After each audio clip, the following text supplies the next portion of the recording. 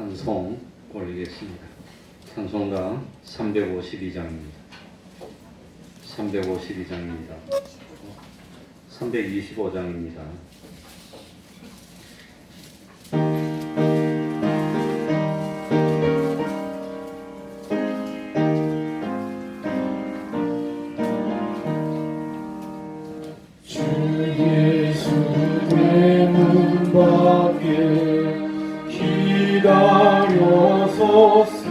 기다려섰으나 단단히 잠가두니 못 들어오시네. 나 주님 인도라고 그 이름 부르나 문 밖에 세워두니 장가에 서치라.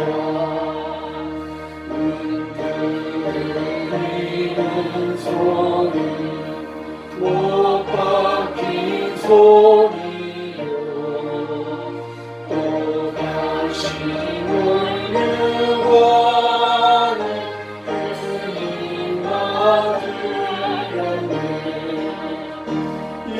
이처럼 기다리신 참 사랑 이루다 우린 그때 받아주니 안 없는 내 죄라. 주 예수 반복하게 원하는 말씀이 내 죄로 죽은 나를 너 받게 하소서. 나 죄를 회개하고 오늘을 엽니다. 드셔서 찾아와서 떠나지 마소서. 아멘.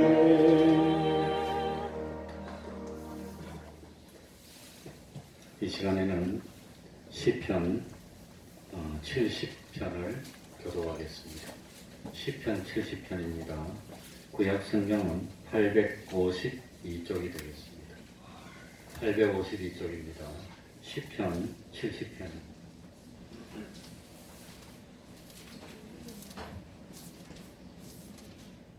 교독하겠습니다. 하나님이여 속히 나를 건지소서. 여호와여 속히 나를 도우소서. 내 영혼을 찾는 자로 수치와 무한을 닿게 하시며 나의 상함을 기뻐하는 자로 올라가 복을 받게 하소서.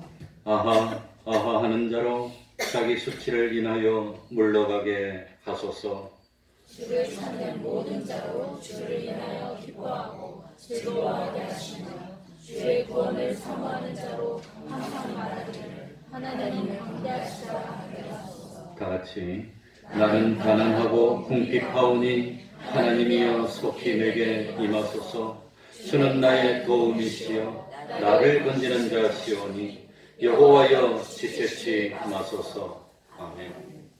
이제 하나님께 통성으로 기도드리겠습니다. 하나님 아버지, 그릇한 정말 주님의 선택을 주시고 하나님의 사랑은 사랑을 주시고 주님이여 하나님의 뜻을 참으로 살았다는 것을 하나님 아버지 아버지 하나님의 주님이여 참행이여 아버지 하나님이여 주여 주여 하나님 아버지여 주님이여 참으시오.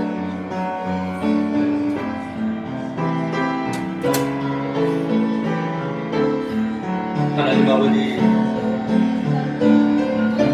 아버지 하나님이여, 하나님 아버지여,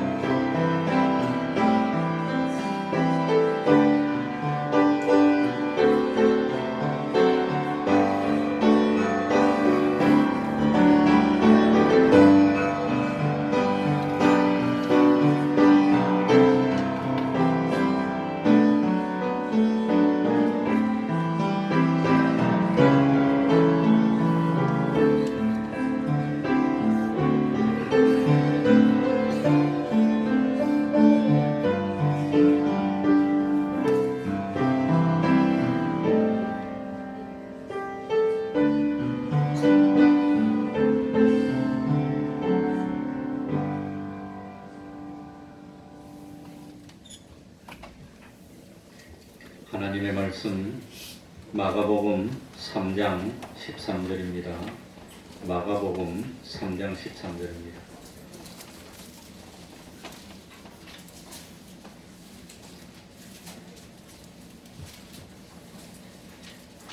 마가복음 3장 13절부터 19절까지를 제가 읽겠습니다.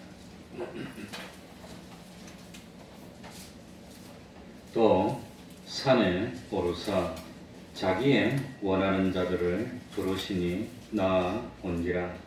이에 12를 세우셨으니 이는 자기와 함께 있게 하시고 또 보내사 전도도 하며 귀신을 내어 쫓는 권세도 있게 하려 하심이더라. 이 12를 세우셨으니 시몬에게는 베드로란 이름을 더하셨고 또 세베대의 아들 야고보와 야고보의 형제 요한이니 이 둘에게는 보아누게 곧 우레의 아들이란 이름을 더하셨으며 또 안드레와 빌립과 바들로메와 마테와 도마와 알피오의 아들 야고보와 및 다데오와 가나안인 시몬이며 또 가룟 유다니 이는 예수를 반자르라. 아멘. 예수님의 12제자에 대해서 말씀드렸는데 오늘은 마가복음을 쭉 하는 과정에 또 12제자들의 이름이 나왔습니다. 예수님은 부르신 제자들과 함께 먹고 자고 하시면서 가르쳤고 훈련시켰고 또 제자들을 보내어서 사람들에게 전도하게 하셨습니다. 혹시 한 사람이라도 전도하여서 열매를 맺어본 그런 경험이 있습니까? 그래도 한평생 한 명은 전도해야죠. 한 명은 너무하니까 2명은 전도해야죠. 전도해본 그런 경험이 있습니까? 예수님이 제자들에게 주신 사명 중에서 제일 궁극적인 사명이 복음을 전하는 거였습니다. 또 예수님은 제자들에게 귀신을 내어 쫓는 권능을 주셨고 마태복음 10장에 보면 모든 병과 모든 약한 것을 고치는 권능도 주셨습니다. 제자들은 세상으로 나가서 복음을 전했습니다. 예수님이 승천하신 후에도 제자들은 예수님을 대신하여서 힘있게 하나님의 나라를 세워나갔습니다. 그래서 제자들은 교회의 터가 됐습니다. 또 제자들은 하나님의 계시를 받아서 성경을 기록했습니다. 제자들은 자기들이 기록한 그 성경 말씀을 통해서 지금도 복음 전파의 사명을 계속하고 있습니다. 오늘 예수 믿는 우리들이 바로 그 예수님의 제자들의 열매가 되는 셈입니다. 누가복음 22장 30절을 보면 제자들은 보좌에 앉아서 이스라엘 12지파를 다스리게 됐습니다. 또 계시록 21장 14절을 보면 하늘나라 성 새 예루살렘 성곽에 있는 12 기초석 위에는 예수님의 12제자들의 이름이 있습니다. 본래 제자들은 사회적으로 인정받을 만큼 뛰어난 인물들이 아니었습니다. 다 이름도 없는 시골 출신입니다. 학문도 없는 그런 사람들이었습니다. 제자들은 남이 부러워할 만한 것은 갖추지를 못했습니다. 한마디로 평범한 사람들입니다. 그저 보통 사람들입니다.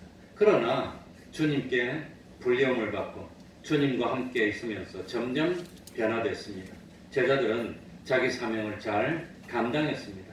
그 결과 참 하늘의 그 해와 같이 별과 같이 빛나는 그런 사람이 됐습니다.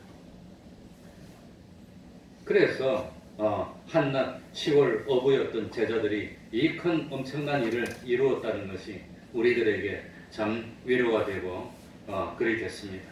별로 내세울 것이 없는 나 같은 사람도 하나님의 일에 얼마든지 쓰임받을 수 있다는 희망이 생겼습니다.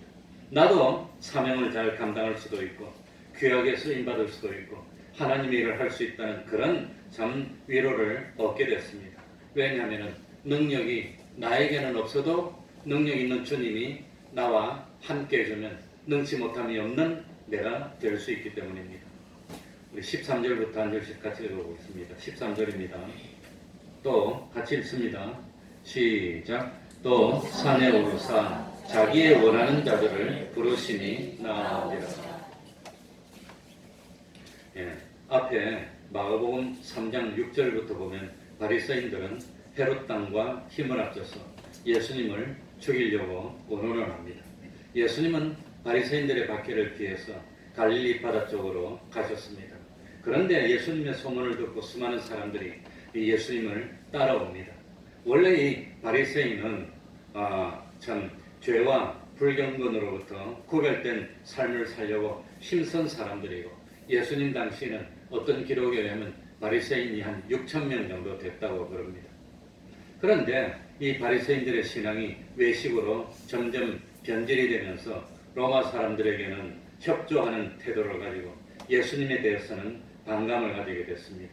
이 바리새인들이 외식이 돼서 사람들에게 존경받고 사람들에게 참 믿음을 인정받으려고 하는 사람에게 인정받으려고 하는 그런 신앙으로 변했는데 예수님으로부터 잘못을 지적받았지만 회개하기를 거부했습니다.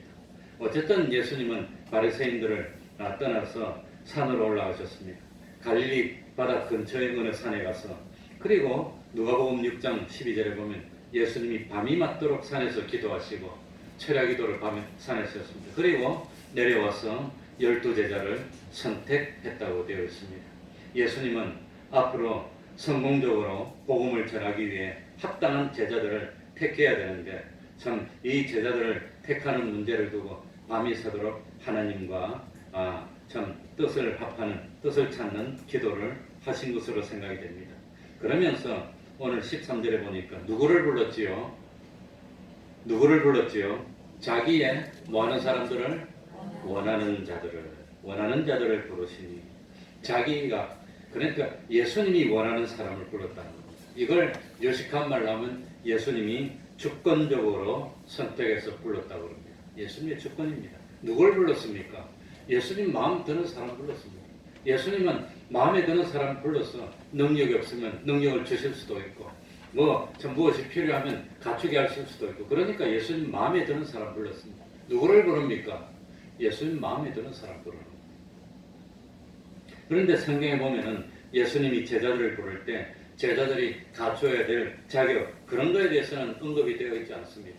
아마 12월 달이니까 집사의 자격 그런 걸 우리 교단에서 만든 게 있습니다. 만든 게 있는데 그걸 한번 붙여놓으면 왜 내가 뺐냐면 그거 붙여놓으니까 한 명도 임명을 못할 것 같아요. 그거 보면은 집사의 자격 중에서 전도에 연매가 있을 것 뭐 그런 것도 있습니다. 자녀 전도하는 것도 전도니까. 아무튼 그러니까 예수님이 제자를 부르실 때 자격을 갖춘 사람을 부르는 것이 아니라 누구를 불렀지요? 예수님이 원하시는 사람. 나는 저 사람 마음 들어. 그럼 그 사람 제자로 부르는 겁니다. 예수님이 원하시는 사람. 그러니까 예수님이 제자들을 선택하실 때 사람들이 좋아하는 기준으로 판단한 건 아닙니다. 예수님은 참 삼위일체 하나님 중에서 하나님으로서 이 사람들의 연약함이나 단점을 다 알고 있었습니다. 심지어 가룟 유다가 자기를 배반할 것까지도 알고 있었습니다. 그런데 예수님이 제자들을 불렀는데 그 제자 12사람의 공통점이 뭘까요? 12제자의 공통점이 뭘까요? 별 볼 일 없는 사람입니다. 별 볼 일. 보통 사람 불렀다는 겁니다. 뛰어난 사람 부른 게 별로 내세울 것이 없는 사람들입니다. 세상에서 천대받던 어부들이나 아니면 멸시당하던 세리들이나 아니면 독특한 열심당이나 이런 사람을 불렀습니다. 그러니까 학자도 없고 문벌 좋은 사람도 없고 바리새인이나 서기관처럼 명성이 높은 사람도 없고 그저 평범한 사람들을 불렀는데 주님을 따라다니면서 변화되어서 비범한 사람, 아주 특별한 사람으로 점점 변화를 이루었고 마침내 능력을 발휘해서 땅끝까지 가서 생명을 내어놓고 순교할 수 있는 그런 사람으로 성장했다고 하는 겁니다. 만약에 세상에 능력 있는 사람, 뭐 그런 사람을 불렀다면 역시 하나님의 일도 돈이 있어야 돼. 하나님의 일도 머리가 좋아야 돼. 하나님이 하는 것도 학벌이 좋아야 돼. 그럴 거 아닙니까? 일부러 그런 사람을 안 불렀다고 하는 겁니다. 일부러. 근데 요즘은 그런 걸 참 많이 따지는 것 같아요. 그러니까 참 누구나 볼 때 어떻게 저런 사람이 이런 일을 해낼 수 있었을까? 그러니까 나도 할 수 있어. 할 수 있는 그런 사람들을 주님이 선택하셨다고 하는 겁니다. 그러니까 참 이 제자들은 다른 건 없지만 주님을 따라다니면서 뭐가 생겼죠? 두 글자로 뭐가 생겼죠? 뭐? 믿음이 생겼습니다. 믿음으로 하는 겁니다. 믿음. 정말 하나님을 믿는 믿음. 믿음이 예수님을 믿었고 믿음으로 주님과 하나 되었을 때 주님의 능력을 힘입었고 그리고 엄청난 일을 해낼 수 있었다고 하는 겁니다. 그러니까 다른 건 모르지만 하나님의 일을 하는데 뭐는 있어야 되지요? 믿음이 있어야 됩니다. 그래 저도 직장에 취직할 때 뭐 여의도에서 LG에서 근무를 했는데 그 당시만 하더라도 면접할 때 살벌했습니다. 머리도 짧게 깎고 우리는 군대식으로. 그런데 나는 그 면접할 때 양복도 안 입고 넥타이도 안 매고 사스바람으로 왔습니다. 그래도 내가 합격했습니다. 뭐가 있으니까? 뭐가 있으니까? 하나님을 믿었어. 면접관이 5명 있는데 내 딱 앞에 앉아가지고 당신들이 뽑는 게 아니라 하나님이 뽑아주시오. 난 그런 믿음을 가지고 있습니다. 그랬더니 아무튼 그 자리에서 뽑혔습니다. 자기 자랑하면 바본데 그래도 난 다른 사람 모르니까 어쨌든지 주님의 일을 하는 사람들은 믿음이 있어야 됩니다. 우리 14절 다 같이 읽어봅시다. 14절입니다. 이에 다 같이 읽습니다. 시작. 이에 12를 세우셨으니 이는 자기와 함께 있게 하시고 또 보내사 전도도 하며. 그래서 제자들은 몇 명이지요? 12명. 그래서 이때부터 12 하면은 뭐의 대명사입니까? 예수님의 제자입니다. 또 12 하면 뭐가 생각이 나지요? 이스라엘의 12지파, 12지파. 그래서 하나님 앞에서는 10이라는 거, 12이라는 게 그렇게 참 많이 있습니다. 왜 하필이면 12입니까? 이 12이라는 숫자는 이스라엘 백성을 상징하는 겁니다. 이 12는 이스라엘 백성이니까 아마 하늘나라에 가는 사람들도 12지파고 12제자에 속한 사람들이 아닐까 생각이 됩니다. 그래서 참 이스라엘 백성도 12지파요. 마지막 계시록 21장에 보니까 천국에 문이 있는데 문도 몇 개 있습니까? 12문이 있어요. 12문이. 그 12문에 12개의 보석으로 된 기초석이 있고 기초석마다 12지파의 이름과 12사도들의 이름이 기록이 되어 있습니다. 그러니까 12는 모든 시대를 대표하는 하나님의 백성들, 그리고 이스라엘 백성 전체, 아마도 신령한 이스라엘, 하늘나라를 들어가는 사람 전체를 12로 표시하는 것이 아니냐, 그리 생각이 됩니다. 그런데 12제자 중에서 마지막에 가룟 유다가 목을 매서 죽어버렸습니다. 12제자가 몇 명이 됐습니까? 11명. 11명 되면 안 되잖아요. 제자는 몇 명 돼야 됩니까? 12. 그래서 사도행전 1장에 보면은 제비를 뽑아가지고 자격이 있는 사람 가운데 마띠아를 또 뽑아서 뭘 맞춥니까? 12이라는 숫자를 맞춥니다. 그럼 예수님의 제자가 몇 명이죠? 12. 사도 바울은 뭡니까? 사도 바울은 예수님의 제자지만 12사도에 들어가지는 않습니다. 그래서 예수님은 새 포도주를 낡은 가죽 부대에 넣을 수 없다고 말씀하시고 또 생대 조각을 낡은 옷에 붙일 수 없다고 말씀하시면서 예수님 당시의 종교 지도자들, 바리새인들, 서기관들, 사두개인들, 대제사장들, 장로들이 완전히 부패해서 그분들은 낡은 옷이고 낡은 가죽 부대입니다. 그래서 그들에게는 예수님이 전하시는 복음인 새 포도주와 생대 조각 같은 것을 그들에게는 붙일 수 없고 그들에게는 담을 수 없다고 그랬습니다. 예수님 당시에 이스라엘 종교 지도자들을 낡은 옷이나 어떤 낡은 가죽 부대라고 여겼습니다. 그래서 그 당시에 그 낡은 옷이나 낡은 가죽 부대 같은 그런 사람들이 멸시하고 천대하던 그런 멸시받던 예수님의 제자들을 새로 불러서 이 예수님의 제자들을 통해서 그 참 뭡니까 새로 그 복음을 전하는 그런 지도자로 12를 세웠다고 하는 겁니다. 그러면서 누가복음 22장 30절에 보면 너희로 내 나라에 있어 내 상에서 먹고 마시며 또 내 보좌에 앉아서 이스라엘 12지파를 다스리게 하려 하노라. 그래서 12를 세워서 이스라엘 12지파를 다스리게 하는 그런 권세를 주셨고 참 이스라엘의 지도자가 되게 했고 그리고 이 참 뭡니까 예수님과 함께 여기 오늘도 보니까 뭡니까 14절에도 보니까 12 제자들을 불러서 누구와 함께 있게 하시고 예수님과 함께 있는다는 게 얼마나 대단한 건지 봅니다. 함께 있게 하시고 함께 있게 하시고 그러니까 예수님이 제자들에게 베풀어주는 은혜 중에서 제일 큰 은혜가 예수님과 어떻게 하는 거? 함께 있는 겁니다. 함께.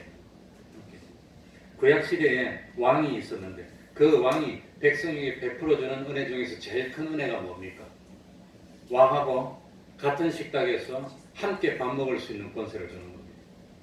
다윗 왕이 참 자기가 평생 잊지 못할 신세를 지고 도움을 받았던 그런 사람이 있었는데 그 사람이 사울 왕의 아들 중에서 누구였습니까?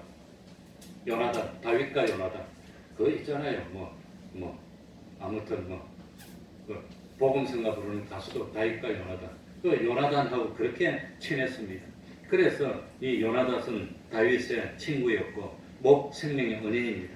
얼마나 다윗이 요나단이 죽고 난 뒤에 마음을 아파했는지 사무엘하 1장에 보니까 다윗이 요나단에게 이렇게 했어요.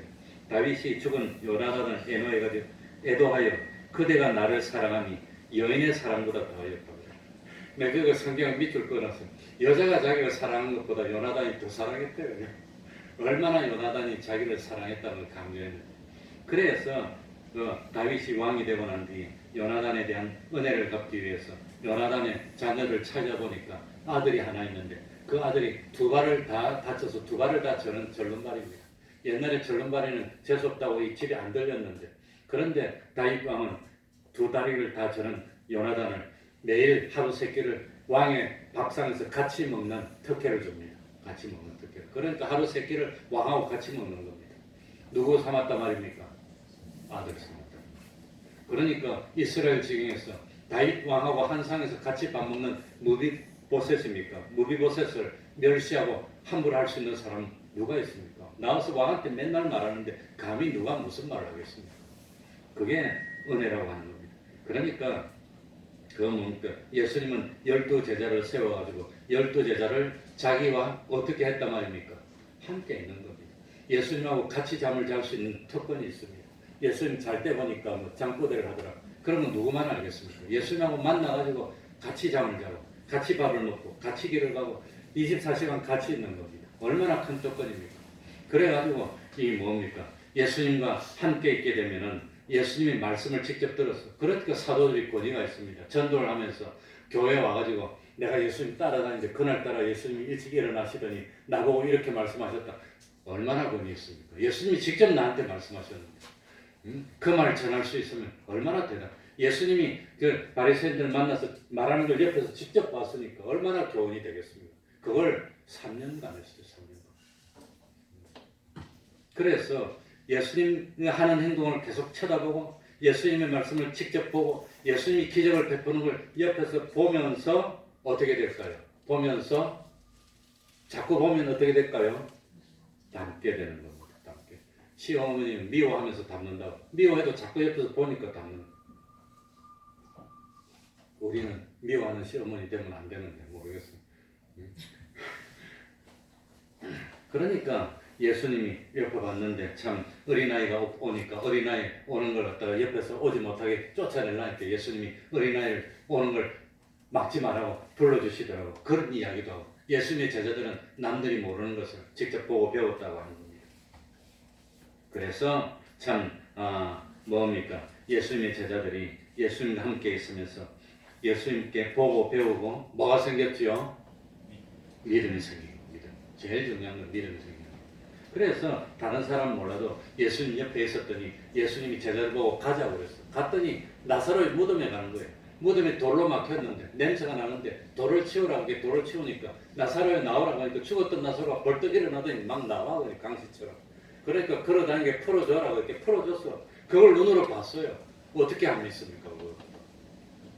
예수님이 베세다 광야에서 남자만 5천 명이 있는데 아이들 도시락 하나 가져오니까 이걸 가지고 들고는 기도를 하더니 제자들한테 떼어주니까 그대로 다 있어. 떼어주니까 도시락이 팍팍 다 있어.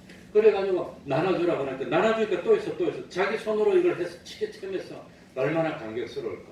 자기 손으로 떼어줬는데 또 있어. 떼어줬는데 또 있어.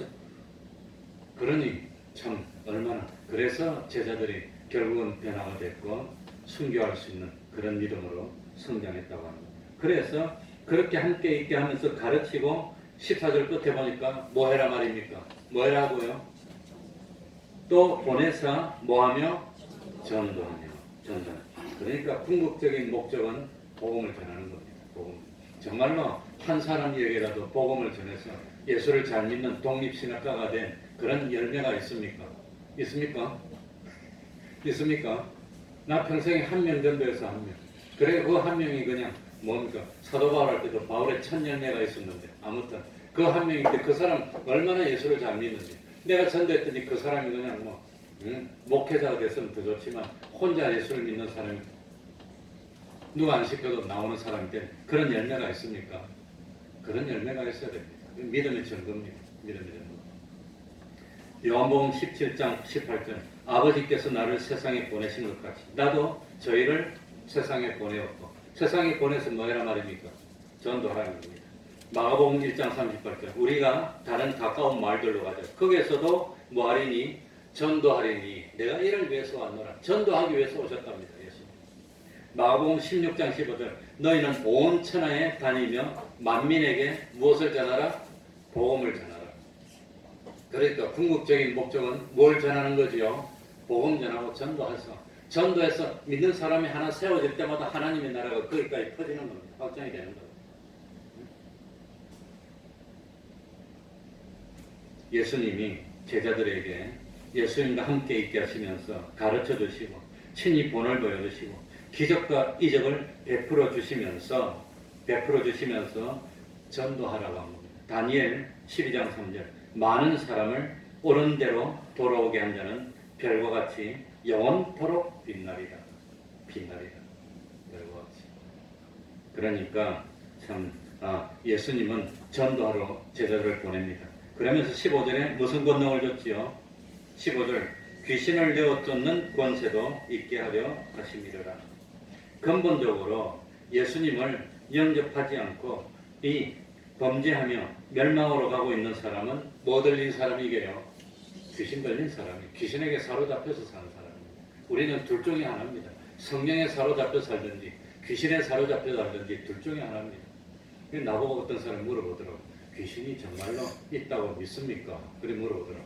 그래서 난 귀신하고 정말로 이야기까지 해본 사람이라고. 내가 진짜로 이야기를 해봤어요. 귀신하고. 진짜로. 짧은 시간이지만. 그러고 충격을 많이 받았습니다. 근데 지금 생각하면 귀신이 사람인지 모르겠어요.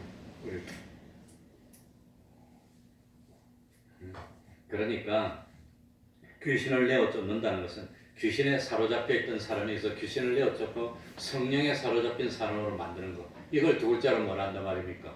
그걸 전도라는 겁니다. 그게 전도입니다. 그러니 예수 안 믿는 사람이 귀신에게 사로잡히지 않은 것 같아도 애 놓으면 점치는 데 가서 뭐 봅니까? 사주팔자 봐요. 그거. 귀신에 사로잡혀서. 이사 갈 때 뭐 합니까? 점치러 가서 또 물어봐요. 그러니까 이 귀신이 시키는 대로 이사 가고 그랬다. 그래가지고 뭐 결혼하는 날짜 잡는데도 또 어디 가서 물어봅니까? 귀신한테 가서 택일 받아왔다. 그러니까 그거 하려면 교회 나오는 게 낫지. 말로 귀신한테 물어봐. 귀신이 시키는 대로 합니까? 안 그럽니까? 그러니까 귀신을 내어 쫓는 게 뭐 하는 거란 말입니까? 그게 전도하는 겁니다. 하나님의 사람이 되면 그거 필요 없어. 그래가지고 이 미션을 믿고 귀신 믿는 사람들은 뭐 지키는 게 그렇게 많아요. 뭐 이사도 뭐 무슨 날 받아야 되고 뭘 받아야 되고 뭐 방향 받아야 되고 뭘 그런 걸 하는지 모르겠어. 그런 거 하지 말고 나한테 물어봐. 그래가지고 그 전에 우리 교회에 왔는데 가만히 있는데 어떤 사람이 날 찾아왔어. 그래 찾아왔는데 자기가 집안에 법당을 꾸며놓고 그걸 하고 있었는데 그걸 치워야 되는데 자기는 못하겠으니까 나보고 치워달라 하더라고. 그런 거 잘 치워주지. 가서 발로 팡팡 쳤어. 왜 그런 걸 겁내는지 모르겠어. 가서 팡팡 치하고 그냥 뭐 그냥 다 깨서 얻고 그냥 그래도 아무렇지도 않고 잠도 잘하고 건강해 그냥.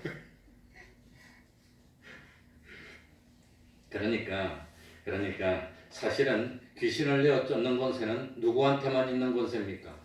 우리 예수님에게만 있는 권세입니다. 아담하고 귀신하고 전투를 했습니다. 사단, 귀신의 두목이 사단인데 전투를 했습니다. 그런데 귀신이 이기고 아담이 졌어요. 그 아담이 진 것은 아담이 죄를 범했어. 그래 졌어. 그래가지고 귀신의 노예가 돼버렸습니다. 그 다음부터 사람이 귀신을 못 이겨요. 그런데 이 사람을 구원해주기 위해서 다시 아담의 위치로 둘째 아담이 되어서 세상에 오신 분이 누구란 말입니까? 예수님이라고 하는 겁니다. 예수님이 둘째 아담의 위치였습니다. 원죄도 없이요. 그래 다시 오니까 예수님하고 사단하고 또 전쟁 붙어서 예수님을 이겨야 마음대로 할 거 아닙니까?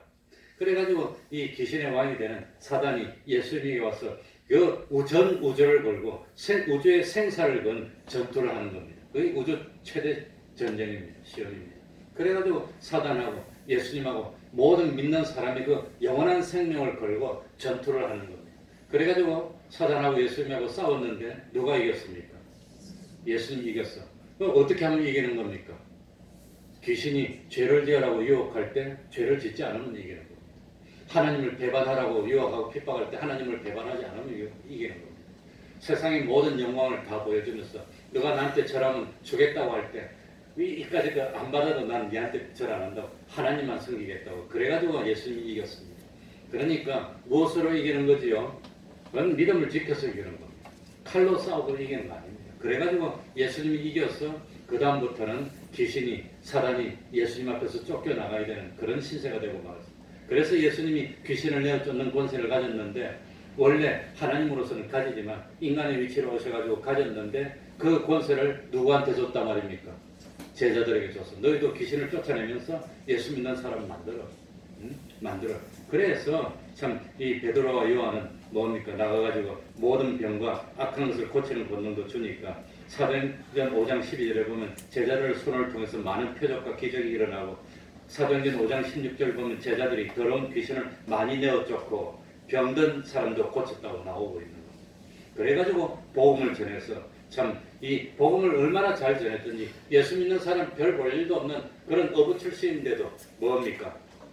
사도행전 17장 6절에 보면 그 천하를 어지럽게 하는 사람들이라고 되어 있어요. 얼마나 예수를 잘 전했든지 천하를 어지럽게 한대요. 이 예수님 당시 빌라도 총독이 실제로 가이사한테 통치문을 써서 보낸 그 자료가 역사 자료가 지금도 남아 있어요. 2000년 전의 자료. 거기에 보니까 예수 믿는 사람을 천하를 어지럽게 하는 연병들이라고 적어놨어요. 그러니까 그 초대교 그 시절에 그런 문헌들이 많이 남아 있는데 예수 믿는 사람을 연병이라고 그래요. 얼마나 복음을 잘 전했으면 연병이라고 그래요. 그러면서 이 빌라도가 쓴 그 로마의 시장한테 보낸 그 지휘 보고에 보면은 예수라는 사람을 지금 사형 선고에서 사형을 집행했는데 살아났다고 믿고 있다고 적어놨어. 거기도 보면. 그러니 그 당시도 그런 일이 있었는 거예요. 그래 그 사람들은 연병처럼 번지고 있다고 그래 난 거예요. 얼마나 복음 잘 전했습니까? 기뻐 죽겠어요. 자, 우리 16절부터 19절까지 12제자에 대해서 배운 거 한번 생각하면서 같이 읽겠습니다. 16절부터 이에 이 12를 다 같이 읽습니다. 시작. 이 12를 세우셨으니 시몬에게는 베드로란 이름을 더하셨고 세베대의 아들 야고보와 야고보의 형제 요한은 이 둘에게는 보아너게 곧 우레의 아들이라는 이름을 더하셨고 또 안드레와 빌립과 바들로메와 마테와 도마와 알페오의 아들 야고보와 및 다데오와 가난인 시몬이며 또 가룟 유다니 이는 예수를 판 자라. 그러니까 예수님의 12제자의 명단이 신약 성경에 몇 번 나오지요? 몇 번 나오지요? 이렇게 가르쳐줘도 안 말려. 몇 번 나오지요? 이렇게 하면 또 한 번이래 또. 못 말려. 4번 나옵니다. 그러니까 마태복음 10장에 나오고 마가복음 3장에 나오고 지금 여기 마가복음 누가복음 6장에 나오고 사도행전 1장에 나옵니다. 이 네 군데 나오는 12제자의 명단을 쭉 공통적으로 보니까 항상 베드로의 이름이 제일 먼저 나와요. 제일 마지막에 나오는 이름은 항상 누구지요? 가룟 유다.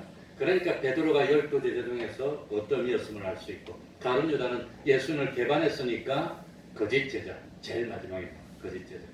그리고 이 12명은 몇 그룹으로 나온다고요? 4사람씩 3그룹으로 나와요. 1조에 4사람, 2조에 4사람, 3조에 4사람.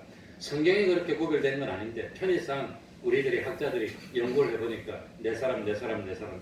자, 1조에 누구죠? 베드로, 안드레, 야고보, 요한, 베안, 야요, 베드로, 안드레는 누구지요? 형제고, 야고보, 요한도 형제고. 그래서 이 1조에 속한 사람이 베드로, 안드레, 야고보예요. 2조는 누구죠? 빌바도마, 빌립, 바돌로메, 마테도마, 빌바도마, 4사람. 3조에 속한 사람들은 누구죠? 알페오의 아들 야고보, 다데오, 시몬, 가룟 유다. 그 1조에 속한 사람은 제일 많이 알려졌습니다. 성경에도 많이 나옵니다. 2조에 속한 사람들은 1조보다는 조금 적게 알려졌고, 3조에 속한 사람들은 가룟 유다 말고는 별로 흔적이 없습니다. 그러나 다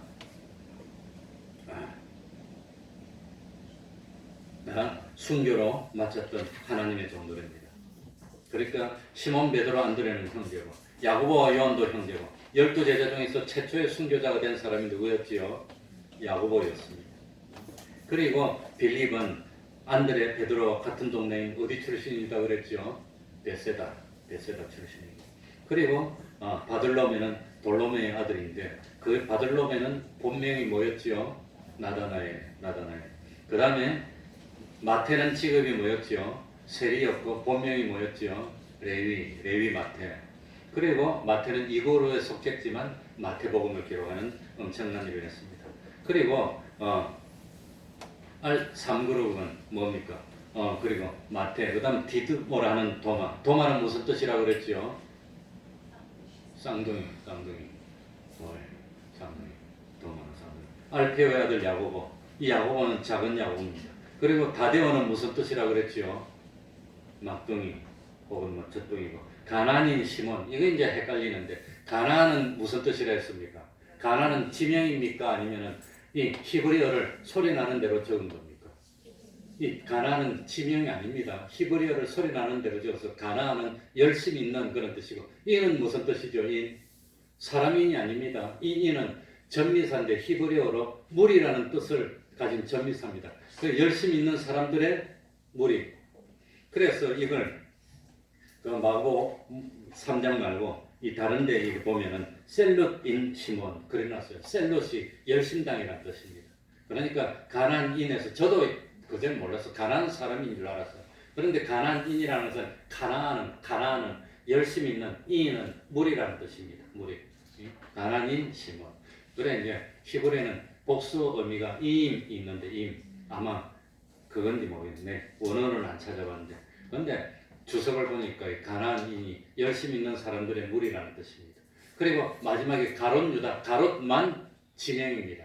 이스라엘 남쪽에 그리옷이라는 지명인데 11제자는 전부 다 북쪽 출신, 갈릴리 출신인데 한 사람, 가롯 유다만 남쪽 출신이었어요. 어쨌든지 참 이 12제자들은 다 1조에 속했든지 2조에 속했든지 3조에 속했든지 다 순교로 승리하였던 주님의 영광스러운 제자였습니다. 우리도 이런 믿음을 본받는 우리가 됩시다. 기도하겠습니다. 하나님 아버지 감사드립니다. 12제자들도 형편없던 사람들이었고 서로 높은 사람 되겠다고 다투고 싸우고 했던 제자들이지만 참 성령을 받고 난 뒤에 온전히 변화되었고 참 주님을 닮았고 결국은 주님의 말씀대로 땅끝까지 가서 복음을 전하다가 참 순교로 승리하였던 하나님의 사람들이 됐습니다. 오늘날 우리들도 보잘것이 없고 가진 것이 없지만 참 주님의 능력에 붙들려서 하나님의 일에 쓰임받는 사람만 되면 온 세상을 변화시킬 수 있는 능력자가 될 줄 믿습니다. 하나님 아버지 참 하나님이 보실 때 한 사람 한 사람 귀중히 여겨주시고 능력으로 붙들어주시고 갑절의 영감으로 함께하여서 이 세대를 감당할 수 있는 믿음의 거인들이 다 될 수 있도록 은혜 베풀어 주옵소서. 그리고 참 이 세상에서 삶을 마치고 이제 하나님께 생명을 전할 그때 인생을 돌이켜보면서 자랑스럽고 기쁘고 보람스럽고 내가 참 예수를 믿으면서 잘 살았다고 고백하면서 하나님께 갈 수 있는 승리의 길을 갈 수 있는 저희들이 될 수 있도록 하나님 아버지 보호하시고 함께 동행하시고 인도하여 주시옵소서. 예수님 이름으로 기도하옵나이다. 아멘. 찬송하겠습니다. 346장입니다.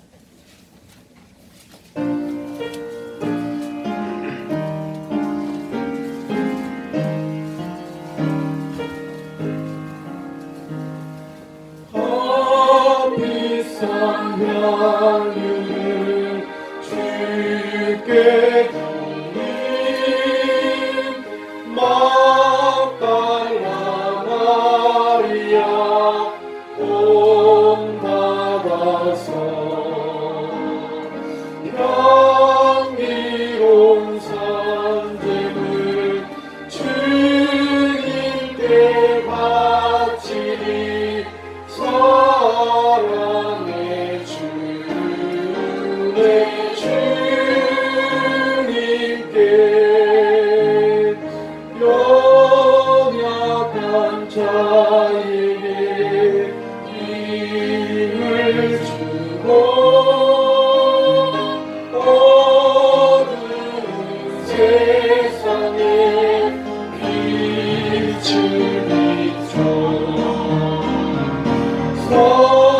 성실과 인내로 내 영제 이끌리 사랑의 주 내 주님께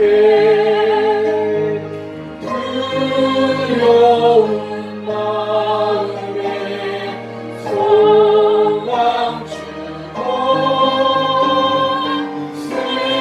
슬픔에 쌓인 자 위로하며 길 잃은 자들의 친절히 이끌리 사랑의 주 내 주님께 인생의 왕호인 이끌어서 이 땅의 수고가 끝날 때에 주님을 섬기라 평안히 가리라 사랑의 주 내 주님께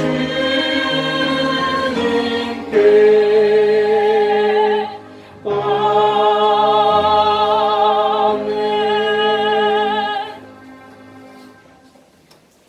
매일 30분 기도하시기 바랍니다. 기도하는 것이 이게 엄청나게 쌓입니다.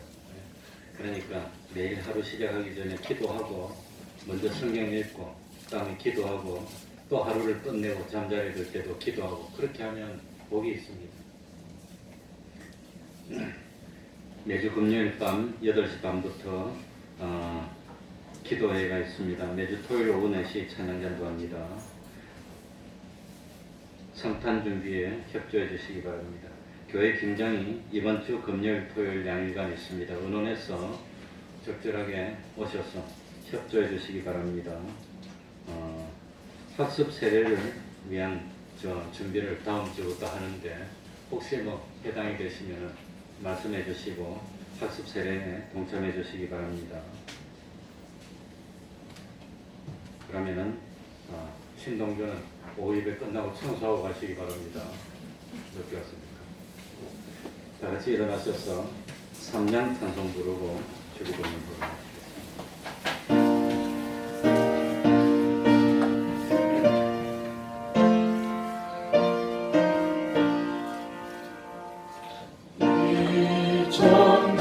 천지가 만물 구하시고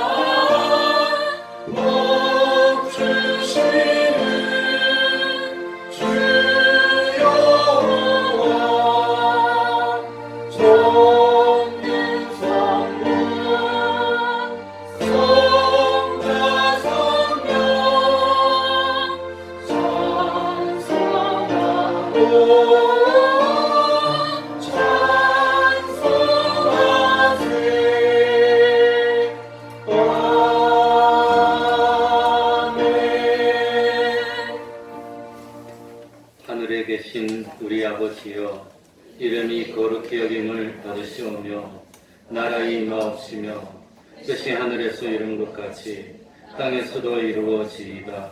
오늘날 우리에게 일용할 양식을 주옵시고 우리가 우리에게 죄 지은 자를 사하여 준 것 같이 우리 죄를 사하여 주옵시고 우리를 시험에 들게 하지 마옵시고 다만 악에서 구하옵소서. 대개 나라와 권세와 영광이 아버지께 영원히 있사옵나이다. 아멘.